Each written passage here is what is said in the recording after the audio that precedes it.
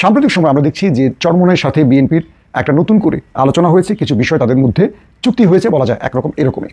এর আগে আমরা চরমোনাইকে দেখেছিলাম জামায়াতের সঙ্গে তারা এক প্ল্যাটফর্মে এক বাক্স ঘোষণা দিয়েছিল। প্রশ্ন উঠতে পারে, চরমোনাই তুমি কার, বিএনপি নাকি জামাতের? বিএনপি কি ভুল স্বীকার করে ক্ষমা চেয়ে সঠিক পথে আসছে? না, ক্ষমা এখন পর্যন্ত আনুষ্ঠানিকভাবে চাইনি, কিন্তু এক প্রকার ভুল স্বীকার করা এবং ক্ষমা চাওয়ার একটা দিক হচ্ছে যে এই ভুল আর করবে না, সেরকম একটা প্রতিশ্রুতি কিন্তু দিয়েছে চরমোনাইয়ের কাছে।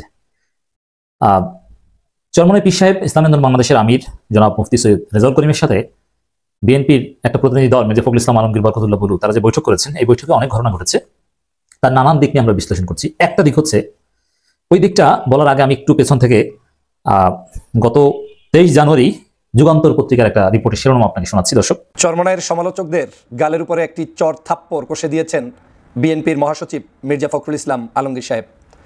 আপনারা জানেন, রাজনীতিতে আলোচনা থাকবে, সমালোচনা থাকবে, কিন্তু সমালোচনা করতে গিয়ে সেই জায়গায় আপন মানুষদের কাছ থেকে যখন আলোচনা, বিতর্কিত মন্তব্য শুনতে হয়, তখন নিশ্চয়ই সেটা রাজনৈতিক ময়দানটাকে কলুষিত করে, কখনোই সেটা রাজনীতির জন্য শুভকর নয়।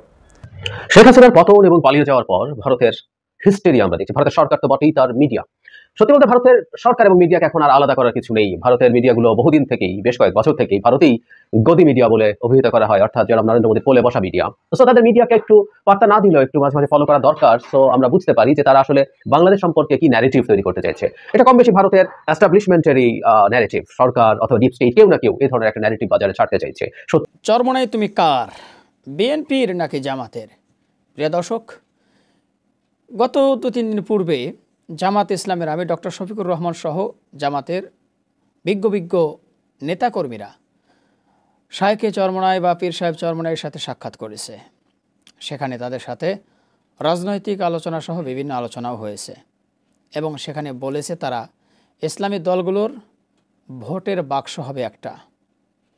এবং গত 2 দিন ধরে আরও একটা বিষয় সোশ্যাল মিডিয়া তোলপাড়, জামাত ইসলামের আমির চরমোনাইয়ের সাথে সাক্ষাতের পরেই কিন্তু বিএনপির মহাসচিব মির্জা ফখরুল ইসলাম আলমগীর তার বিজ্ঞ নেতা নিয়ে চরমোনাইয়ের পীরের সাথে সাক্ষাৎ করেছে। আর এ নিয়ে চলছে নতুন আলোচনা সমালোচনা। এখন বলছে মানুষ যে চরমোনাই তুমি কার, বিএনপির নাকি জামাতের? তাহলে এই যে দুটি বড় বড় রাজনৈতিক দল চরমোনাইয়ের সাথে সাক্ষাৎ করলো, অনেকেই বলছে যে চরমোনাইকে হাত করার জন্য জামাত ইসলামের আমির সহ জামাত চরমোনাইকে কাছে টানার চেষ্টা করছে। যেহেতু চরমোনাইও টুপিওয়ালা, জামাত ইসলাম তারাও টুপিওয়ালা। এদিকে আবার বলছে অনেকেই যে চরমোনাইকে হাত করার জন্য, তাদের দল ভারী করার জন্য চরমোনাইকে কাছে টানতে চাচ্ছে বিএনপি। আর এ নিয়ে চলছে নানান শোরগোল, নানান আলোচনা। তো যাই হোক প্রিয় দর্শক, আমি কথা বাড়াবো না, আরও গুরুত্বপূর্ণ কয়েকটা ভিডিও আছে আজকের এই ভিডিওর মাধ্যমে আপনারা দেখতে পারবেন। তো বুঝতেই পেরেছেন ভিডিওর শুরুতে কিছু বিশেষ অংশ দেখে যে আজকের এই ভিডিওটি কতটুকু গুরুত্বপূর্ণ। আপনাদের মতামত অবশ্যই জানাবেন, তবে আগে জানানোর দরকার নেই, আগে চলুন ভিডিওগুলো দেখে আসি। সাম্প্রতিক সময় আমরা দেখছি যে চরমোনাইয়ের সাথে বিএনপির একটা নতুন করে আলোচনা হয়েছে, কিছু বিষয় তাদের মধ্যে চুক্তি হয়েছে বলা যায় একরকম এরকমই। এর আগে আমরা চরমোনাইকে দেখেছিলাম জামায়াতের সঙ্গে তারা এক প্ল্যাটফর্মে এক বাক্স ঘোষণা দিয়েছিল। প্রশ্ন উঠতে পারে, চরমোনাই তুমি কার, বিএনপি নাকি জামাতের? তো এই বিষয়ে আজকে আলোচনা করতে চাই। এখন চরমোনাই সবচেয়ে সুবিধাজনক অবস্থানে রয়েছে নাকি বিএনপি সবচেয়ে সুবিধাজনক অবস্থানে রয়েছে নাকি জামাত? আবার এই তিনটি দলের মধ্যে চরমোনাইকে নিয়ে প্রতিযোগিতা হলে কে এগিয়ে থাকতে পারে? চরমোনাইয়ের সম্ভাবনা কি, সমস্যা কি? জামাতের জন্য সমস্যা কি, সম্ভাবনা কি? বিএনপির জন্য কি? এই বিষয়গুলো আলোচনা করব। পাশাপাশি আগামী নির্বাচনে কি কি ঘটতে পারে সেই বিষয়ে আলোচনা করতে চাই। পুরো ভিডিওতে আমাদের সঙ্গে থাকলে বিস্তারিত বুঝতে পারবেন। দর্শক, প্রথমেই আমার যে আলোচনা সেটা হলো চরমোনাই তুমি কার, বিএনপি নাকি জামাতের? আমরা জামাতের আমির বা প্রধান ডক্টর শফিকের বরিশালে যে জনসভাটি ছিল, সে সময় দেখলাম তিনি চরমোনাইয়ের যিনি প্রধান তার সঙ্গে দেখা করেছেন এবং তাদের মাদ্রাসা সফরে গেছেন এবং সেখানে সাংবাদিকদেরকে ব্রিফকালে দুজনই বলেছেন যে আল্লাহর বান্দারা সঠিক পথে এগিয়ে যাচ্ছে, আল্লাহর বান্দারা। এবং তিনি বলেছেন যে তারা একটি বাক্স, মানে ইসলামের ঐক্যের জন্য একটি বাক্স ঘোষণা করতে চান। অর্থাৎ তার বক্তব্য হলো যে ইসলামিক দলগুলো একটি প্ল্যাটফর্ম থেকে নির্বাচন করতে পারে, এমন আভাস দিয়েছেন।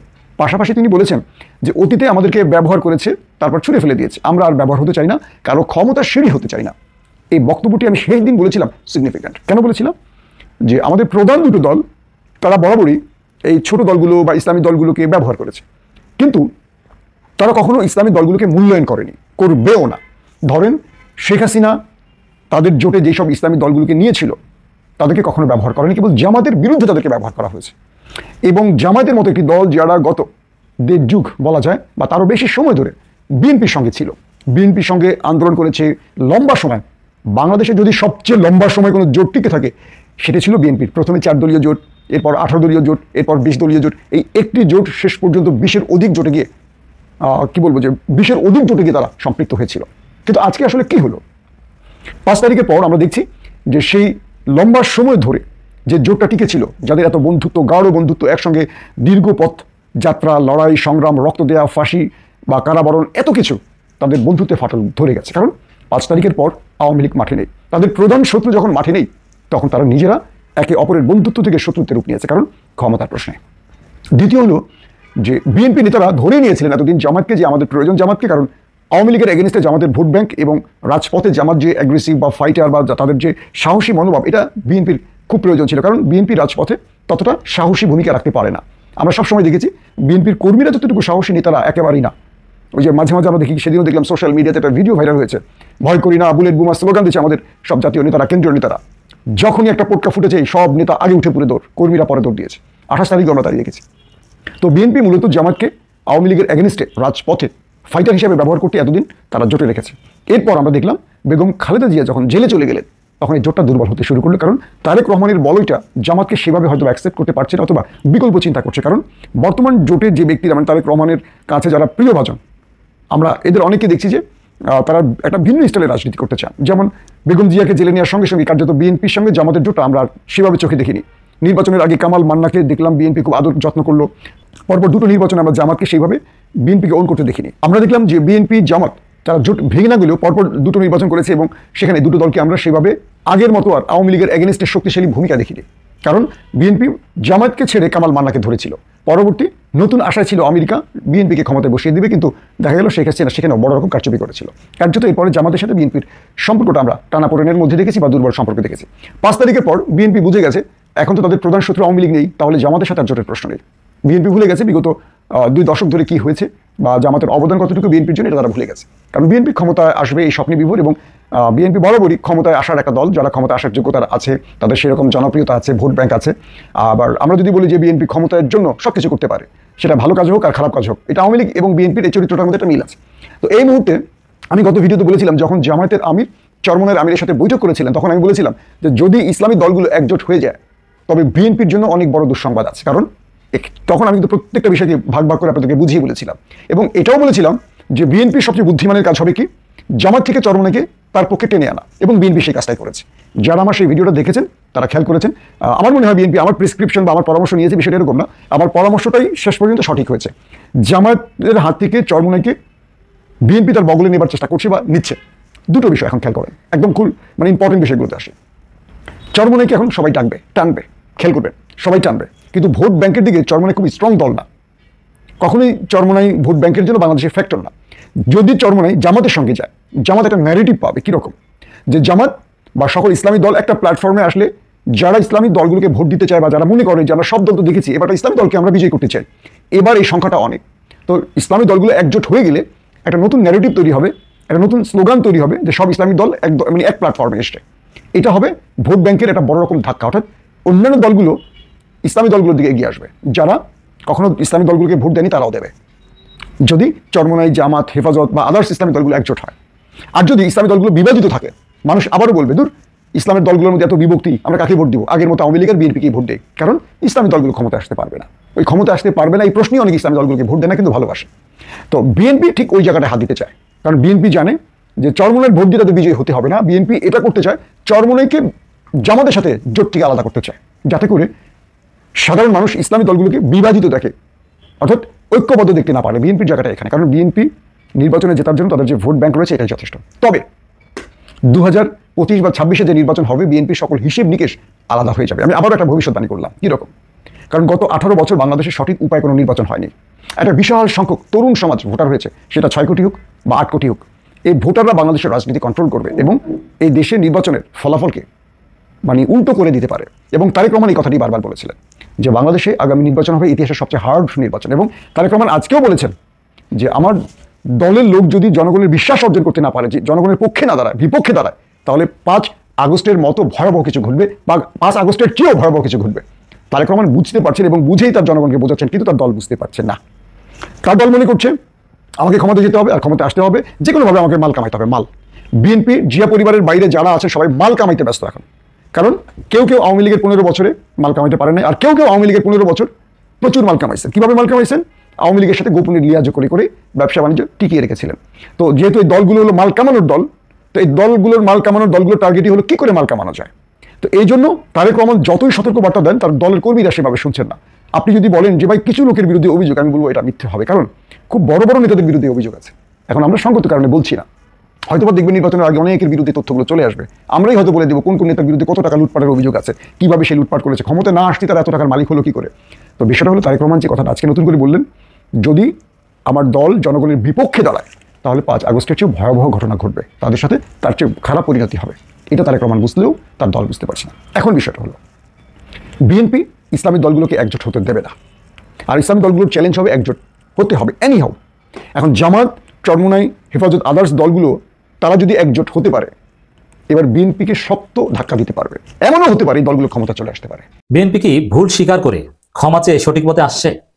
না, ক্ষমা এখন পর্যন্ত আনুষ্ঠানিকভাবে চাইনি, কিন্তু এক প্রকার ভুল স্বীকার করা এবং ক্ষমা চাওয়ার একটা দিক হচ্ছে যে এই ভুল আর করবে না, সেরকম একটা প্রতিশ্রুতি কিন্তু দিয়েছে চরমোনাইয়ের কাছে। চরমোনাই পীর সাহেব ইসলামেন্দর বাংলাদেশের আমির জনাব মুফতি সৈয়দ রেজাউল করিমের সাথে বিএনপির একটা প্রতিনিধি দল মির্জা ফখরুল ইসলাম আলমগীর বরকতুল্লাহ বুলু তারা যে বৈঠক করেছেন, এই বৈঠকে অনেক ঘটনা ঘটেছে, তার নানান দিক নিয়ে আমরা বিশ্লেষণ করছি। একটা দিক হচ্ছে, ওই দিকটা বলার আগে আমি একটু পেছন থেকে গত 23 জানুয়ারি যুগান্তর পত্রিকার একটা রিপোর্টের শিরোনাম আপনাকে শোনাচ্ছি। দর্শক, জামাত ইসলামীকে স্বাধীনতা বিরোধী ও চরমোনাইকে ফেসিবাদের সহযোগী উল্লেখ করে যা বললেন দুরু, এর মানে চরমোনাই, জামাতেরটা আপাতত বাদ দিলাম, চরমোনাই ফেসিবাদের সহযোগী, এটা কয়েকদিন আগে বলেছিলেন দুদু। এই ফেসিবাদের সহযোগীর সাথে কেন বিএনপি বৈঠক করেছে, তাদের সাথে কেন চুক্তি করেছে? শুধু চুক্তি করেনি, তাদের যে ঐক্যমত 10 দফা, সেখানে বিএনপি কথা দিয়েছে যে একে অপরের বিরুদ্ধে বলবে না। কেন বলবে না ফেসিবাদের দোষীদের বিরুদ্ধে? এর জবাব বিএনপি কি দিবে? এটা অর্থ হচ্ছে চরমোনাইয়ের সাথে যে চুক্তি, সেই চুক্তিতে যে একটা ক্লজ, একটা আর্টিকেল, যে একে অপরের বিরুদ্ধে বলবে না, এর মানে চরমোনাইকে যে ফেসিবাদের দোষর বলেছে, এখান থেকে ভুল স্বীকার করে বিএনপি ফিরে এসেছে। হ্যাঁ, ভুলটা করেছে বা ভুল বলেছে, এখন চরমোনাই ফেসিবাদের দোষর কি দোষর না এটা নিয়ে নানান আলোচনা, সেটা ভিন্ন আলোচনা।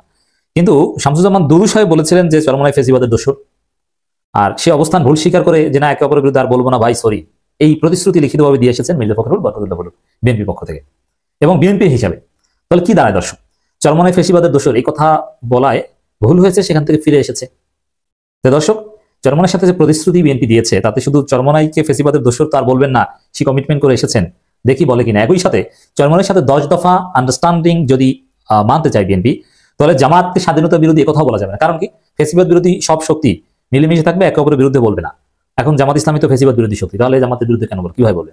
আর সহজ হিসাব, জামাতকে ধর্ম ব্যবসায়ী বলতে গেলে, জামাতকে স্বাধীনতা বিরোধী বলতে গেলে, তখন ইসলামপন্থী চরমোনাই বেদের বিরুদ্ধে বলতে হবে, এক পর্যায়ে আপনাকে শরীয়ত বিরোধী কথা বলতে হবে। এখন শরীয়ত বিরোধী কথা কাজ করবে না, এই প্রতিশ্রুতি দিয়ে এসেছে।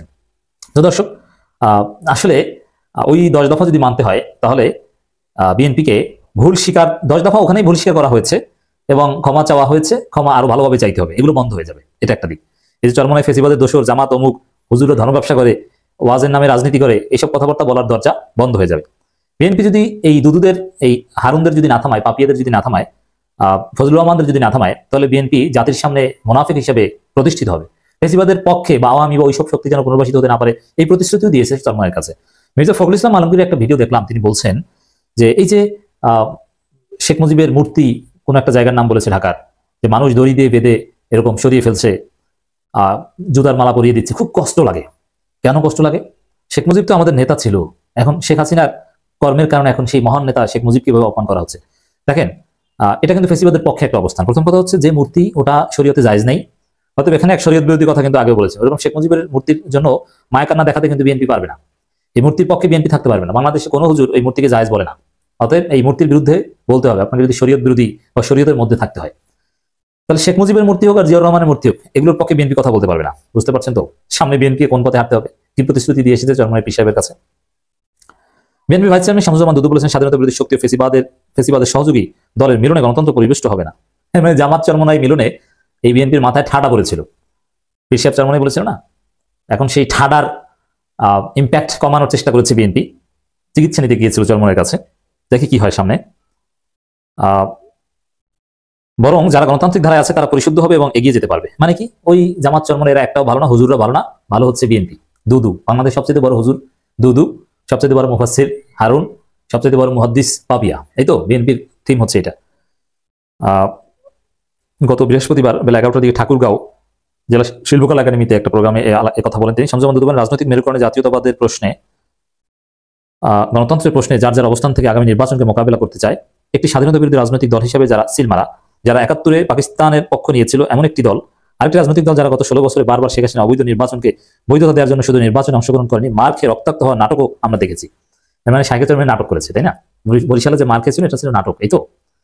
আর আওয়ামী লীগের সহযোগী ছিল। আচ্ছা, তাহলে আপনি একটু বলেন দুদু ভাই, আপনি বক্তব্য তো দিয়েছিলেন গত বৃহস্পতিবার, আপনি এর উপরে ইস্তেকামত আছেন কিনা?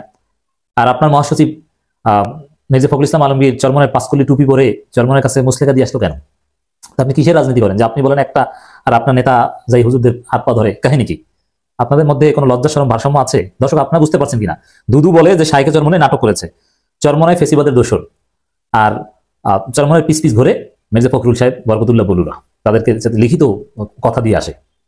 তাহলে বুঝেন যে বিএনপির এক নেতার মধ্যে আরেক নেতার বক্তব্যে কোনো মিল আছে কিনা। এরা যে ফালতু রাজনীতি করছে, এদের যে কোনো রাজনীতি নাই, এরা যে উল্টো পাল্টা, বুঝতে পেরেছেন আশা করি। চরমনাইয়ের সমালোচকদের গালের উপরে একটি চর থাপ্পড় কষে দিয়েছেন বিএনপির মহাসচিব মির্জা ফখরুল ইসলাম আলমগীর সাহেব।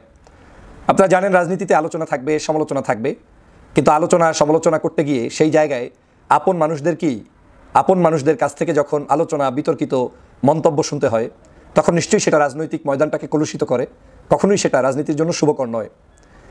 বাংলাদেশ জামাতে ইসলামের আমির ডাক্তার শফিকুর রহমান সাহেব চরমনাইতে গিয়েছেন এবং চরমনাইয়ের পীর সাহেবদের সাথে সাক্ষাৎ করেছেন, তাদের সাথে একত্রে দুপুরের খাওয়া দাওয়া করেছেন। গুরুত্ব সহকারে সেই মিটিংটি সারা বাংলাদেশের সকল মিডিয়ায় প্রচারিত হয়েছে এবং এদেশের মানুষ সেটাকে খুব পজিটিভলি নিয়েছে।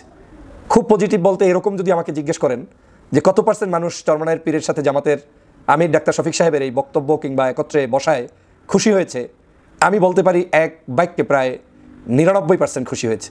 যে মানুষটা শত্রু সেও জানে যে এই ঐক্য নিশ্চয়ই ওই শত্রুর জন্য ক্ষতিকর, কিন্তু তারপরেও সে বোঝে যে ওই ঐক্যটা অত্যন্ত গুরুত্বপূর্ণ ছিল। তো চরমনাইয়ের পীরের সাথে জামাতের এই সাক্ষাতের পরেই অনলাইনে কিছু অ্যাক্টিভিস্ট, বিভিন্ন ব্যক্তিবর্গ বুঝে না বুঝে বিভিন্ন মন্তব্য করতেছিলেন। বিশেষ করে এই মন্তব্যগুলো এমনভাবে হচ্ছিল, মনে হচ্ছিল যেন আর তাদেরকে কারো কোনো জায়গায় প্রয়োজন নেই, একেবারে আপনি তাদেরকে তালাক দিয়ে দিয়েছেন, সম্পর্ক শেষ হয়ে গিয়েছে।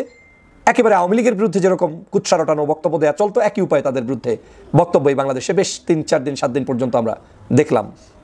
এবং প্রচুর পরিমাণ বিগত দিনের ভিডিও, কারো কোনো বক্তব্য কাটছাট করে সেগুলোকে পোস্ট করা, বিভিন্ন সিনিয়র রাজনৈতিক নেতৃবৃন্দের মুখ থেকে বেফাস মন্তব্য আমরা শুনেছি। কিন্তু গতকালকের এই আপনার কাছে গুরুত্বহীন ব্যক্তি, আপনি যাদেরকে অপছন্দ করেন, সেই চরমনাই কিংবা ইসলামী আন্দোলনের যে নেতা পীর সাহেব চরমনাই যে রয়েছেন, তার সাথে যখন বিএনপির মহাসচিব গিয়ে সাক্ষাৎ করলেন, এবং সাক্ষাৎ শুধু করেন নাই, এত দীর্ঘমেয়াদী সাক্ষাৎ রাজনৈতিক শিষ্টাচারে খুব সচরাচর দেখা যায় না। গিয়েছেন, নামাজ পড়েছেন, বসেছেন, কথা বলেছেন, সাংবাদিক সম্মেলন করেছেন। এই লম্বা একটি সময় মির্জা ফখরুল ইসলাম আলমগীর সাহেব কাটিয়েছেন চরমনাইয়ের পীর সাহেবদের ঢাকাস্থ কেন্দ্রীয় কার্যালয়ে। তো বিএনপির মহাসচিব মির্জা ফখরুল ইসলাম আলমগীর যখন গতকালকের গেলেন, এই যাওয়াটা ওই সকল অবুঝ অ্যাক্টিভিস্টদের গালের উপর একটা করে ছোট্ট করে চটকানা মেরে দিয়েছেন। আমার কাছে মনে হচ্ছে এটা ছোট্ট করে বলা ভুল হবে, একেবারে বড় মাপের একটা চট্টপাঘাত করে দিয়েছেন। এই জায়গা থেকে আপনার এবং বাংলাদেশের যারা সমালোচক তাদের শেখার আছে অনেক কিছু। রাজনীতিতে আসলে শেষ কথা বলতে কিছু নেই। আপনাকে মনে রাখতে হবে আওয়ামী লীগের সময়ের রাজনীতির একটি প্যাটার্ন, আর এখন আওয়ামী লীগ বিহীন রাজনীতির একটি প্যাটার্ন আপনাকে অনুভব করতে হবে। বাংলাদেশে আওয়ামী লীগ বিহীন রাজনীতিতে আপনার বন্ধুর সংখ্যা বেশি থাকতে হবে, শত্রুর তো কোনো দরকার নেই। আমার প্রধান শত্রু বাড়ি থেকে পালিয়েছে, এই বাড়িতে এখন আর মতদ্বৈত আমার সাথে, ভাইয়ের সাথে, বোনের সাথে ছোটোখাটো মত অমিল থাকতেই পারে, কিন্তু তাই বলে আমরা একে অপরকে এমনভাবে তুলোধনা করব যেই তুলোধনা করাটা পরবর্তী সময় আবার তার সাথে বসতে গিয়ে লজ্জার কারণ হয়ে দাঁড়াবে, সেটা আমি চাই না। আমি বহুবার এই কথাগুলো বলার চেষ্টা করেছি যে রাজনীতিতে ঐক্য থাকতে হবে, বসতে হবে, কথা বলতে হবে, একে অপরের কাছে আসবে যাবে, এটা তো অসুন্দরের কিছু না, বরং এটা অত্যন্ত গুরুত্বপূর্ণ।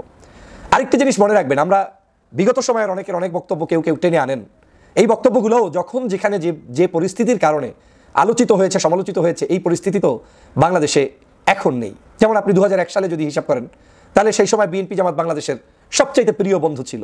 আপনি কি এখন যদি বলেন 1 সালে ছিলাম, এখন নাই কেন, এটার উত্তর তো দেওয়ার রাস্তা আপনাকে তাহলে বিশাল বই খুঁজতে হবে। এই যে ইতিহাসের পাতায় পাতায় পাতায় আমাদের চেঞ্জিং হচ্ছে, এবং এই যে এখন আবার ঐক্য নাই নাই দেখা যাচ্ছে, কিন্তু এমনও হতে পারে কোনো একটা কারণে হুট করে আবার সবাই এক জায়গায় বসে যাচ্ছে, কে জানে না। এর কারণটা হচ্ছে আমাদেরকে রাজনৈতিক সিচুয়েশন আমাদের মুখ পর্যন্ত নিয়ন্ত্রণ করে, পরিস্থিতি আমাদের কার্যক্রম পর্যন্ত নিয়ন্ত্রণ করে। আমাদেরকে সেই দিকটাতে বোঝা উচিত, চলা উচিত। আমরা যারা অতিরঞ্জিত সমালোচনা করি তাদের এই ব্যাপারটাতে মাথায় নিয়েই সামনের পথ আগানো উচিত। তা আমি কেন আজকের মির্জা ফখরুল ইসলাম আলমগীর সাহেবকে ধন্যবাদ জানালাম, যে মির্জা ফখরুল ইসলাম আলমগীর তো বাংলাদেশ জাতীয়তাবাদী দলের সর্বোচ্চ সেকেন্ড পার্সন, আর ইন বাংলাদেশ এখন এই মুহূর্তে নাম্বার 1 পার্সন, কারণ দেশনেত্রী বেগম খালেদা জিয়াও নাই দেশে, জনাব তারেক রহমানও এই মুহূর্তে দেশে নাই। তো এই দলের সর্বোচ্চ নেতা যখন আপনি যাকে গালি দেন তার সাথে বৈঠক করে, তার সাথে বসে, তার সাথে খায়, তখন আপনাকে বুঝতে হবে অতি গুরুত্বপূর্ণ ব্যক্তি না হলে তার সাথে তার বসারও কথা না, খাওয়ারও কথা না, তাকে মূল্যায়ন করার কথা না। যেহেতু তিনি মূল্যায়ন করছেন, তার মানে আপনি কোন কর্মী সাজলেন যে আপনি একেবারে তুলোধনা করে শেষ করে ফেললেন। এই জাতীয় কর্মীদের কারণে আমাদের দল ক্ষতিগ্রস্ত হয়, আমাদের দেশ ক্ষতিগ্রস্ত হয়, আমাদের ঐক্য বিনষ্ট হয়, আমাদের মানসিক যে একটা দূরত্ব সেটা অতিরিক্তভাবে এমনভাবে তৈরি হয় যেটা লাঘব করা যায় না। প্রিয় বন্ধুরা আমার, শেখ হাসিনার পতন এবং পালিয়ে যাওয়ার পর ভারতের হিস্টেরি আমরা দেখছি। ভারতের সরকার তো বটেই, তার মিডিয়া। সত্যি বলতে ভারতের সরকার এবং মিডিয়াকে এখন আর আলাদা করার কিছু নেই। ভারতের মিডিয়াগুলো বহুদিন থেকেই, বেশ কয়েক বছর থেকেই ভারতেই গদি মিডিয়া বলে অভিহিত করা হয়, অর্থাৎ জনাব নরেন্দ্র মোদীর কোলে বসা মিডিয়া। সো তাদের মিডিয়াকে একটু বার্তা না দিলেও একটু মাঝে মাঝে ফলো করা দরকার। সো আমরা বুঝতে পারি যে তারা আসলে বাংলাদেশ সম্পর্কে কি ন্যারেটিভ তৈরি করতে চাইছে। এটা কম বেশি ভারতের এস্টাবলিশমেন্টারি ন্যারেটিভ। সরকার অথবা ডিপ স্টেট কেউ না কেউ এই ধরনের একটা ন্যারেটিভ বাজারে ছাড়তে চাইছে, সত্য হোক মিথ্যা হোক, তাদের উদ্দেশ্যটা আমরা বুঝতে পারি। আজ তাক নামে একটা বাংলা চ্যানেল আছে ভারতীয়, যেখানে তারা এক অভিনব দাবি করেছে। তারা সরকারের, আওয়ামী লীগ সরকারের 3 জন গুরুত্বপূর্ণ ব্যক্তিকে নাম উল্লেখ করে বলেছেন যে এই মানুষগুলো শেখ হাসিনা পতনের সাথে জড়িত ছিল। দীর্ঘ একটা রিপোর্ট, এবং এর মধ্যে কাজের কথা খুব বেশি নেই, ইনিয়ে বিনিয়ে এটাকে লম্বা করা হয়েছে এবং সকল বিশেষজ্ঞকে এখানে আনা হয়েছে, তারা মিলে কথা বলছেন। সেখানে 3 জন ব্যক্তি হচ্ছে জনাব আনিসুল হক, সাবেক আইনমন্ত্রী, সাদ্দাম হুসাইন, ছাত্রলীগের প্রেসিডেন্ট, এবং জনাব জুনায়েদ আহমেদ পলক, যিনি আইসিটি প্রতিমন্ত্রী ছিলেন। এই 3 জন নাকি বাংলাদেশের ওই সময়কার মুভমেন্টের সময় যারা এইসব মুভমেন্টে জড়িত ছিলেন তাদের সাথে যোগাযোগে ছিলেন, এবং তারা শেখ হাসিনার বিরুদ্ধে কাজ করেছেন। তাদের কথার ভিত্তিটা এইরকম যে বাংলাদেশের গোয়েন্দা সংস্থাই সামহাও তাদেরকে ট্র্যাক করেছে, তাদের কথোপকথন রেকর্ড করেছে, যেটা সরকারের কাছেও নাকি দিয়েছিল। পরে এটা ভারতীয় গোয়েন্দাদের কাছে যায়, সেখান থেকে আজ তাকের হাতে এসছে, এবং ন্যূনতম বিশ্বাসযোগ্যতার জন্য যেটা উচিত হতো তাদের যে কিছু কিছু অংশ একটু পড়ে শোনানো, যে কার সাথে কি ধরনের কথাবার্তা হয়েছে। আর এরকম কিছু আমরা আসলে ওই রিপোর্টে দেখি না, রাদা 3টা নাম আমাদের সামনে আনা হলো। এবং সকল যেই বিশেষজ্ঞ আছেন তিনিও আবার নানান রকম কনস্পিরেসি আবিষ্কার করছেন। যেমন স্বাভাবিকভাবে একটা প্রশ্ন আসবে যে এর মধ্যে অন্তত 2 জন তো গ্রেফতারকৃত আছেন, জনাব আনিসুল হক এবং জনাব পলক, দুজনেই তো কাস্টাডিতে আছেন। তারা কেন কাস্টাডিতে আছেন? তারা যদি সরকারের বিরুদ্ধেই কাজ করে থাকেন এবং আন্দোলনকারীদের পক্ষেই থেকে থাকেন, তিনি বলার চেষ্টা করছেন এটাও একটা কৌশলের অংশ, সো দ্যাট আমরা এই মানুষগুলোর প্রতি কোনো রকম কোনো সন্দেহ না রাখি, ইত্যাদি ইত্যাদি। মানে প্রশ্ন হচ্ছে, এটাকে আমরা বিশ্বাস করি? উত্তর হচ্ছে না, একেবারেই না। কিন্তু এই কথাগুলো বলা হচ্ছে, আরো কাউকে এই সামনে আনার চেষ্টা করা হবে। কিন্তু কেন করছে তারা? যে শুরুতেই বলেছিলাম যে আসলে আমাদের একটু শোনার দরকার, একটু বোঝার দরকার যে তারা আসলে কি করতে চায়, তাদের ন্যারেটিভটা কি, তারা কি উদ্দেশ্য সফল করতে চায়। আমার কাছে এটা মনে হওয়ার স্বাভাবিক যে ভারতের দিক থেকে, আওয়ামী লীগ, মানে ভারত মানে কিন্তু ভারত না, ভারত মানে আওয়ামী লীগ সহ একসাথে কিছু একটা, মানে আওয়ামী লীগ যদি কিছু মানুষকে তার শত্রু হিসেবে বা আমাদের সামনে এস্টাবলিশ করতে পারে, তাহলে যেটা দাঁড়াবে সেটা হচ্ছে তাদের সাথে আমরা যারা শেখ হাসিনা বিরোধী ছিলাম তাদের একটা ইন্টারাকশনের স্কোপ তৈরি হয়। মানে ধরুন আনিসুল হক আওয়ামী লীগ এখন তাকে শত্রু জ্ঞান করছে, এবং খুব সম্ভাবনা আছে যে আনিসুল হক বা পলক, যারা এই মুহূর্তে আমাদের হাতের মধ্যেই আছে, তাদের বিরুদ্ধে আওয়ামী লীগের পক্ষ থেকে বিষোদ্গার করার চেষ্টা হতে পারে যে এই লোকগুলি তাহলে আমাদেরকে ডুবিয়েছে, ওদেরকে আমরা এই করবো সেই করবো। সো দ্যাট আমাদের মনে হবে আনিসুল হক এবং পলক তো আসলে মানে আওয়ামী লীগের সাথে না, সে আমাদেরই পক্ষের লোক ছিল, এবং তার সাথে এই মানুষগুলোর প্রতি আমাদের একটা সফট কর্নার তৈরি হওয়ার প্রবাবিলিটি তৈরি হবে। তারা ভাবছেন হবে কিনা সেটা ডিফারেন্ট আলোচনা। ঠিক একইভাবে আমি ধারণা করি এরপর আরো বেশ কিছু মানুষকে এইভাবে ভিলেন হিসাবে আমাদের সামনে আনার চেষ্টা হবে গোয়েন্দা সূত্রের ভিত্তিতে বা অন্য কোনো না কোনো ফর্মে। এটার উদ্দেশ্যই হচ্ছে যাতে তারা তাদের প্রতি বিক্ষোভ কমে আসে এবং তারা আস্তে আস্তে অপারেট করতে পারেন। যেহেতু এই 2 জন মাঠে আছেন, এই 2 জন যদি এরকম হয় যে তারা অভিযুক্ত, আওয়ামী লীগ অভিযোগ করছে, ভারত অভিযোগ করছে, আস্তে আস্তে তারা জামিন পেলেন, তারা বেরিয়ে আসলেন, তারা বেরিয়ে এসে আস্তে আস্তে আওয়ামী লীগের হয়ে কাজ করবেন, এই ধরনের কোনো উদ্দেশ্য, একই সাথে সাদ্দামকেও তারা যদি এরকম করে আস্তে আস্তে সাদ্দামকে পাঠায়, মেবি এরকম একটা উদ্দেশ্য তাদের আছে, আমাদেরকে বোকা বানানোর জন্য তারা এই চেষ্টা করছে। ওই যে বললাম, যেহেতু এটা হচ্ছেই, এরকম আরো অনেক নাম আমাদের সামনে আসলে আসবে। কিন্তু যেটা হয় আসলে আমরা তত বোকা নই। মানে শেখ হাসিনা যখন ক্ষমতায় ছিলেন তখন তিনি যা বলতেন, যা করতেন, সবকিছুকে ইয়াস বলতো, যেসব চাটুকার তাদেরকে দেখে উনি মনে করতেন উনি অনেক বুদ্ধিমান, তিনি যা বলেন যা করেন সব সঠিক করেন, এবং তিনি মানুষের কাছে যা করছেন বলে মানুষের সামনে ইমেজ তৈরি করতে চেষ্টা করছে সেটা হচ্ছে।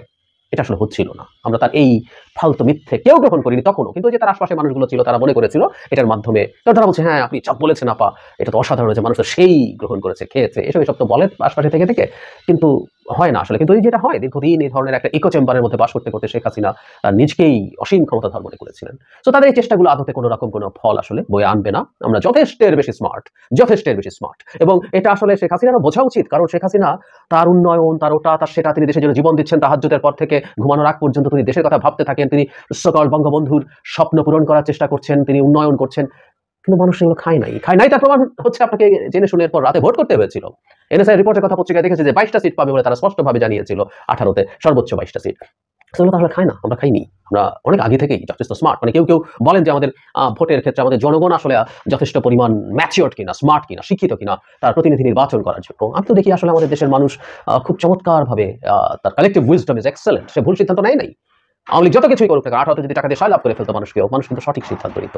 সুতরাং এই যে চেষ্টা এখন হচ্ছে তাকে ভিলেইনের ভাব দেখিয়ে আস্তে আস্তে মাঠে দেওয়ার, এটা কাজ করবে না। আমরা এগুলো যথেষ্টের বেশি বুঝি। কিন্তু ওই যে প্রায় বলি যে আওয়ামী লীগের হয়ে যখন ভারতীয় মিডিয়া বা আওয়ামী লীগও যখন এই ধরনের পদক্ষেপ নেয়, যেটাকে দেখতে খড়কুটাও ধরার চেষ্টা বলে মনে হয়, সেটা প্রিয় দর্শক শ্রোতা, আশা করি সবগুলো ভিডিওই দেখেছেন এবং সকল বিশ্লেষকের বিশ্লেষণগুলো মনোযোগ সহকারে শুনেছেন। তো এখন আপনাদের মূল্যবান মতামতটা জানিয়ে দিতে পারেন। কমেন্ট বক্স খোলা আছে, আপনাদের মতামত কমেন্ট বক্সে জানিয়ে দিন। পারলে ভিডিওটা শেয়ার করে সবাই দেখার সুযোগ করে দিন। আর আমাদের এই channel Nasir Islamic media centre যদি আপনার নতুন হন, প্রতিনিয়ত এ ধরনের সকল প্রকার আপডেট খবরগুলো পেতে আমাদের এই চ্যানেলটি সাবস্ক্রাইব করে আমাদের সাথে থাকুন। যারা ইতিমধ্যে সাবস্ক্রাইব করে দিয়েছেন সবাইকে অসংখ্য ধন্যবাদ জানিয়ে ভিডিওটি এখানে শেষ করছি। সে পর্যন্ত সবাই ভালো থাকবেন, সুস্থ থাকবেন। আল্লাহ হাফেজ।